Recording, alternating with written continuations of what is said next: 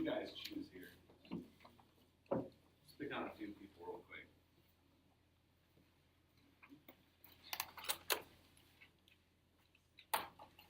Caitlin, what is your favorite element? Choose one.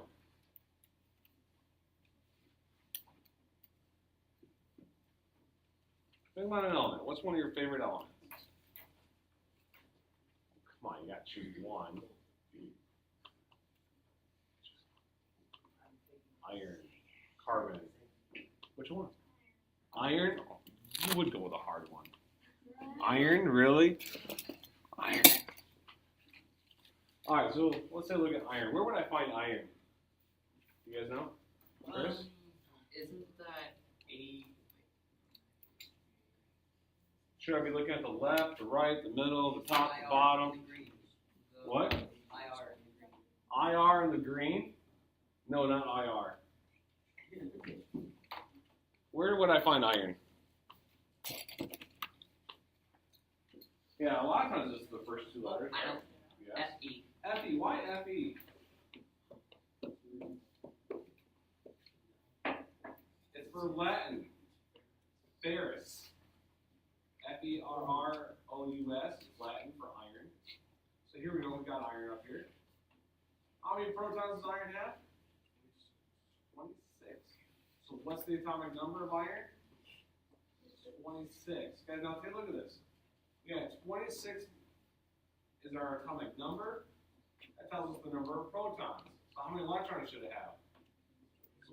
26. Now notice up here, this is the atomic mass. So how far apart is 56 from 26? 30. So what's my number of neutrons? 30. Is that hard stuff? No. That's all I'm asking you guys to do today. Can you guys do that? Yeah. Okay, it's simple stuff. So let's go back to our periodic table.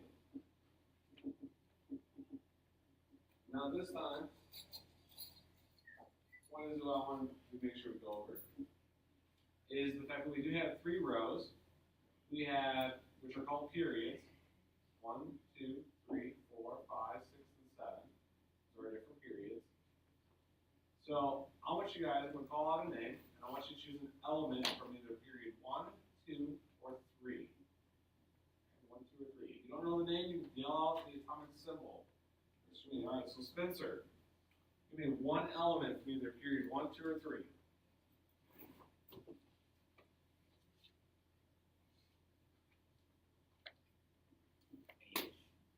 Okay. H.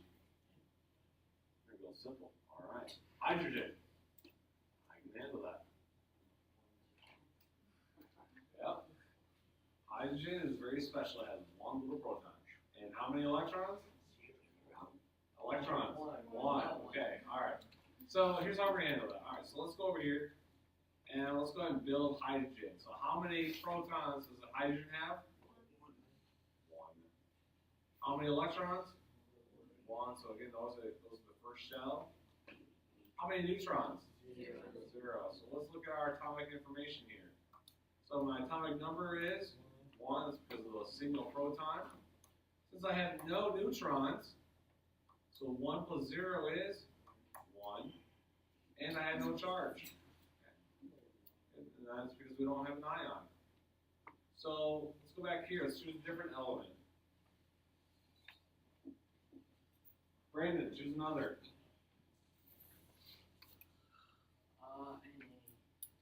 Na.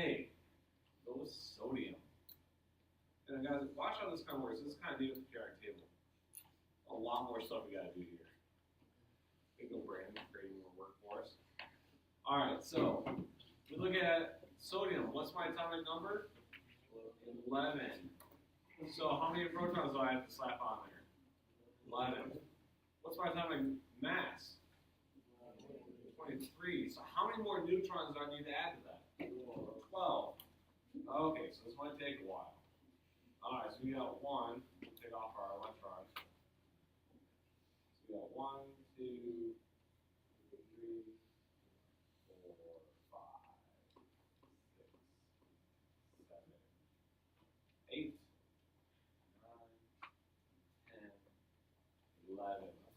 protons to squeeze in there.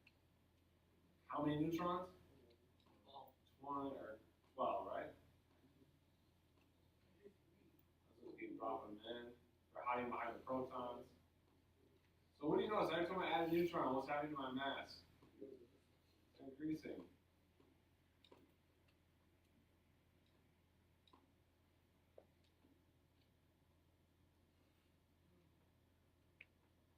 And there's our last one. Alright, so now we have our big nucleus. So right now, I had 12 neutrons, 11 protons. So how many electrons do I need to slap on there? 12. I'm going to go 1, 2, 3, 4, 5, 6, 7, 8, 9, 10, and 11. Now, you guys remember those valence electrons? It's where bonding takes place. This is kind of an important key thing I want to make sure you guys understand. Everything in nature is trying to reach equilibrium. It's really important that you guys get that point down. Everything in nature is trying to reach equilibrium.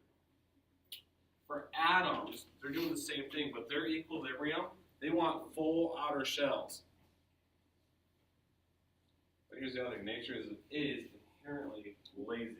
Lazy, lazy, lazy. Does not like to do work. If it takes more effort to do something, it won't do it. For example, moles are blind. The eyes do not function at all. They have evolved to the point where the neurons no longer fire, and the message won't go from the eyeball to the brain back to the eyeball. There's nothing going on. But the moles still have eyes. And that's because in order, the energy that it takes to change that genetic code for the eyes is going to cost more than to keep the eyes there. So nature is inherently lazy. It will actually leave those eyeballs there and make them inoperable, but it leaves the eyeballs. So we think about nature again, it's taking the shortest route possible. So I want you guys to tell me, what would be easier for sodium? Remember, it wants a full outer shell. So it has two options. I can get rid of this one extra electron, throw it away, and then I have my full outer shell. Or I can gain 7 more electrons. Which one's easier? Get rid of the one. And that's why sodium reacts very rapidly with water. In fact, tomorrow, we're going to go across the hall, and we're going to see what happens when I take pure sodium and mix it with water. It's pretty neat. Yeah, pretty much. Okay, so we're going to see that tomorrow. But that kind of goes back to a lot of what we're talking about today with the outer shells, making sure everything is kind of together on that. So, with that in mind, I think that's pretty much everything I want to talk about today. There's probably a few more things here. Here's the general distribution of the elements on Earth. As you can see, we really don't have a lot of hydrogen, as this really tells you about how rare stuff is. When we think about all the elements on Earth, oxygen makes up 50% of all the elements in terms of its mass. Then we have silicon, which is mostly in our crust. So a lot of silicon and oxygen in our crust. And then these other ones are just relatively small amounts. So think about how much we use these. They're representatively, they're very, very small amounts. Okay, so the last thing I want to make sure we go back to this page is I want you to add on to that list an ion. And what is an ion?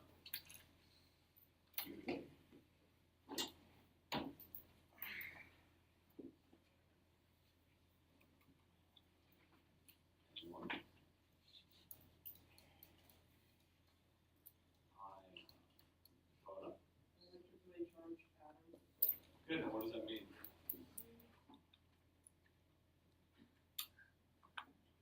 Okay, so what is an ion?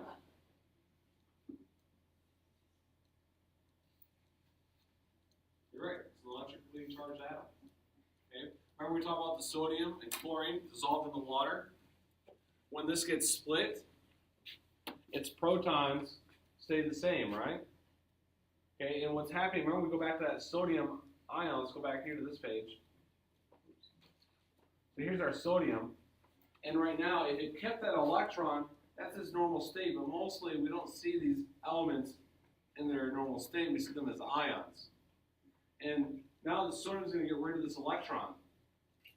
It's going to throw it away. So guys, if we get rid of that electron, I want you to start here, I want you to think about algebra 1. Actually, think about pre-algebra. If I get rid of this electron, let's do it this way. How many protons do we have? So, and a proton has what charge? Positive. So I have positive 11. If I get rid of that extra electron at the top, how many electrons do I have now? I have 10 electrons. So what charge do electrons have? Negative 10. So negative 1, so that's negative 10. So if I take positive 11 minus 10, what does that leave me with? Plus 1 charge. So we call that an ion. Okay, it's that charged atom. And they are created through bonding. If we look at chlorine, chlorine is going to be very similar, except for it's going to have more electrons than it does protons, and therefore has a negative charge.